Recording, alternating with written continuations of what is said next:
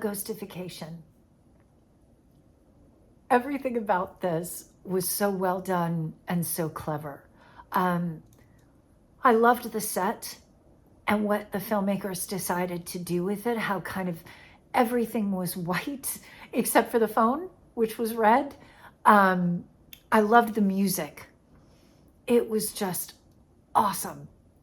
And I loved how they edited this to the beat of that music. It kept a really cool pace to be doing this to the beat. Creativity in their shots was fantastic. It really gave your eyes something different to look at with the way that they saw things through the lens. I loved that. I also loved the way that they changed everything, went from all white to all black. Message was great, song was great. Yeah, I loved this whole film. I thought it was perfect. Ghostification, I'm sure I pronounced that incorrect, but I loved this. I loved the music. I thought it was beautiful and intense, and I thought the music built so well. I loved the visuals that went along with it, how it started off straddling this line between, in the very, very beginning, when everything was like white with pops of color, and I love that they focused on white, black, and red, and that was basically the only colors you saw in the entire thing, with the very, very rare exception of candles, which gave a kind of yellow hint to it. But besides that, besides the candles, the only other colors you saw were white, black, and red, and I thought that was so genius, and I thought it worked so well.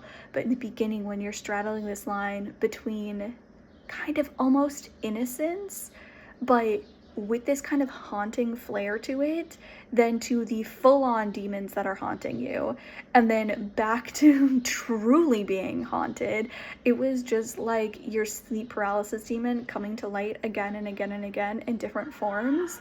And in between, you had this, gorgeous woman who was the, warrior fighting against them. At least that's how it happens in my head. But I absolutely loved everything about this. I thought it was so, so, so fantastic.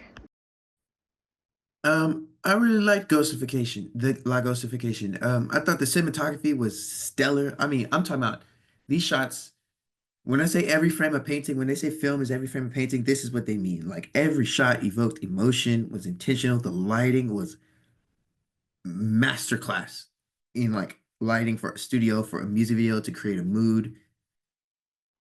Uh, the shot with the candles and the girl in the dress, the shot with the white background with the red strings, the color scheme, red and white and gold and blah blah. All of that worked beautifully together, melded with the song to create a visceral reaction. Uh, it gave like Nosferatu. I don't know. I've only seen screenshots of Nosferatu, but like the same level of like lighting mastery that whose brother shot Nosferatu, that level. I would say like that level of lighting mastery. Not that the same movie or the same tone or anything, but like when you're watching this, you clearly watching somebody who knows lighting, and I think that's on display here. So overall, great job. La Ghostification is this fun visual experience that this musical artist presents in this video. We get this bold use of color theory and this use of color red. We see it in the lighting. We see it in her makeup. We see it like through the telephone cord and this message of, having this phone cord keeping you in a chokehold, almost the sense of suffocation and trying to use your voice and reclaim your power. And how does that look? Often cases, you get this sense of shadow self when it comes to this feminine perspective. We get to see this artist dressed up in all leather and have this bold, powerful moment in this red room.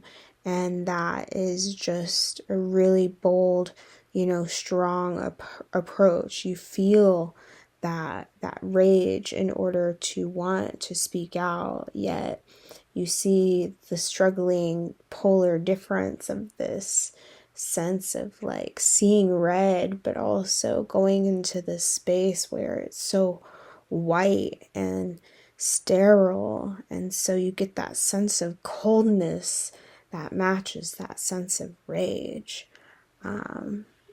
within the different parts of the storytelling of this song.